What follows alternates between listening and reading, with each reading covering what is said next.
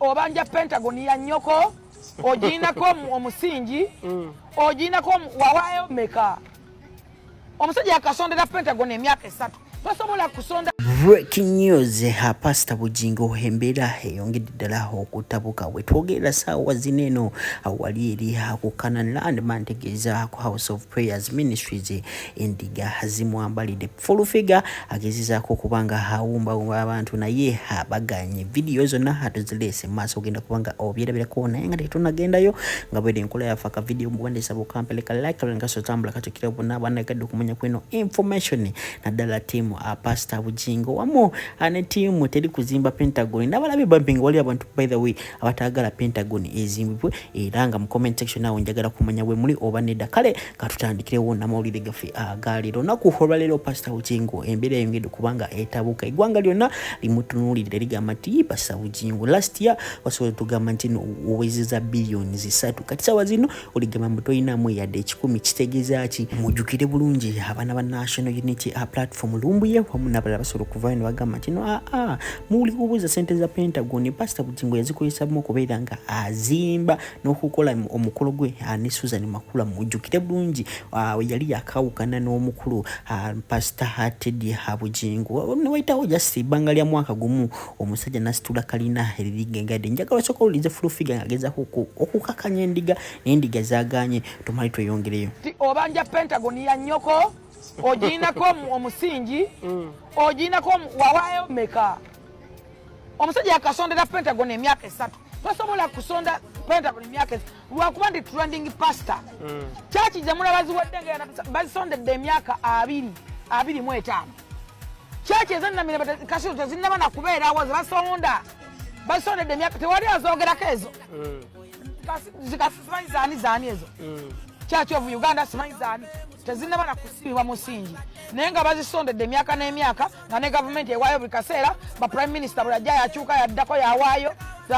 buli akyuka buli mujijugu waayo ezo tebannaba kuzizi ate nga bo tebawaayo Bujingo abaana abantu abayita 2,500 mutwalo akasanve emitwalo 10 emiliyoni emu wano ba prime minister bagenda bawaayo obukadde naga nti padde akawumbi padde miliyoni 3 padde ebigundi minister nagenda olaba ezo tezinnazimbibwa so muntu jeka akamansanka ina akamanyiro waliwo omuntu akutama nayitirira eno message yange etuuke kumwe ba iyase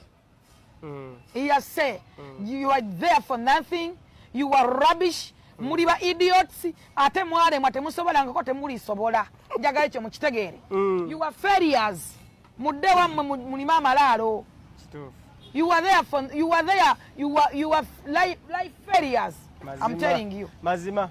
Ensonga endala eyo je nagimazi ya nalukola ndabyava kulayire.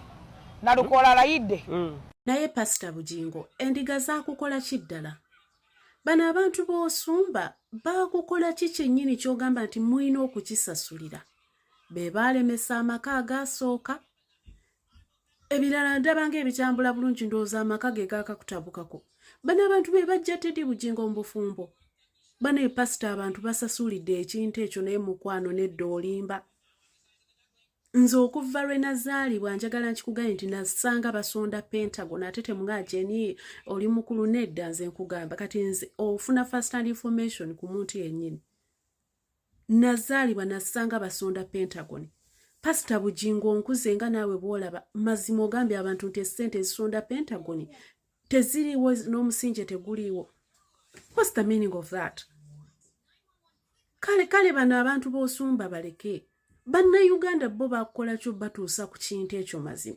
Banna Uganda Pastor Bujingo nga bakwagadde nga tukubeereddewo nga tukulwanidde entalo lwaki oswaza baganda bafe okutuuka wano. Abaana nga basasulidde kintu oba kiki ne basonda Pentagon emikolo n'ekolebwa ne basonda Pentagon business nezitambula ne basonda Pentagon ennyumba n'ezimbibwa n'eggwa n'erabika bulungi. Pastor tuli so proud of you weerabiridde bulungi essente ogiridde bulungi naye at least bannange ezitandikako okuleeta zisino truck z'ettaka simanyi omusenyu simanyi seminti amayinja amatafaali Pastor zinoonya otandike. Bane mulekerawo okusuula sente zammwe ku mulundi guno mugaane nti mwagala kulaba sente weeraga. You can't do this, you cannot. abantu basonza amakyaki wano ne bagamaliriza. Waliwo no baye Kayanja janono mwami ayogera empola ennyo asonze kyaki ye kyaki nene oyinza okulowooza oba kyalo kiramba agizimbye abantu basondedde kyaki eyo ne bazimba ne bagirabako. Lwaki ewuwo kyanjawulo? Lwaki bannayuganda obasasudde bubi nga bannanga awakolebwa ekibi tugambe nti kibi Pastor Bugingo kendeeza olimbamuko naawe. Baganda bafu obatunuzanga abasira abatategeera. Tembuuza gye n'omusiraamu otuse wano tukolera abantu. Gwe muwala gwe abadde asonda Pentagon mwana gwe ow'obulenzi genda osondere ennyumba yo. Tandika okuzimba akasiisira. Tandika okusiika amagye ssente gireko gitwala ewa Pastor Bugingo munoonyeyo bapasita abalala. Holy goodness. Kuno kusaba ki kuno? Gwe Pastor Bugingo Katonda ki gw'osinza oyo bannanga akutuma okukola ebintu bino? Uyo gwalina gu TV ogusiiba guvuma abantu ne guvuma abantu.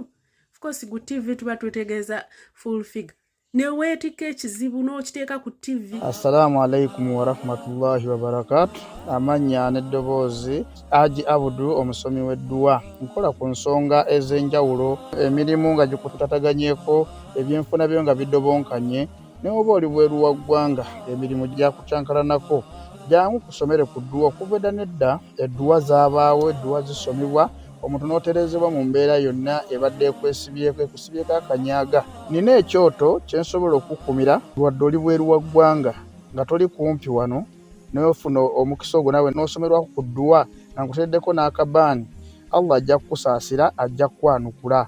Kuba ku nnamba yange y'essimu 075 44 71 56 ne ku WhatsApp kwendi mpereza obubaka sobolo okuyamba. Assalamu alaikum wa rahmatullahi wa barakatuh.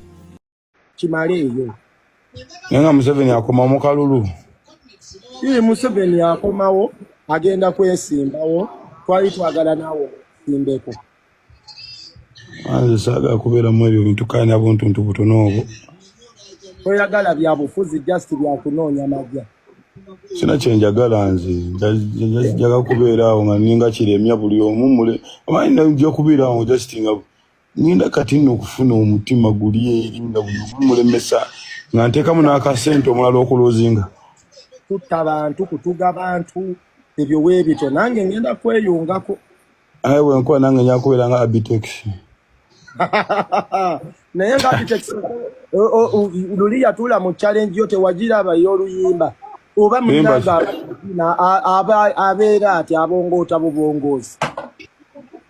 Oluyimba ki? Waliwo oluyimba lwe yatuuka you want me to buy new shoe ng'ali ati.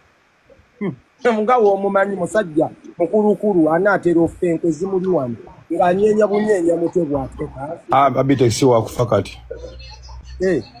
Abitex akyaliwo nnyo. Omanti abantu bato tebafa. Tebafa. Kati olaba Abitex yalya mugundi mu Paulo Kafeero olukwe n'alulya mu Fred bano basebatta. Olaba Abitex naye soogera ebingi ne bansiba gwali yonyoli.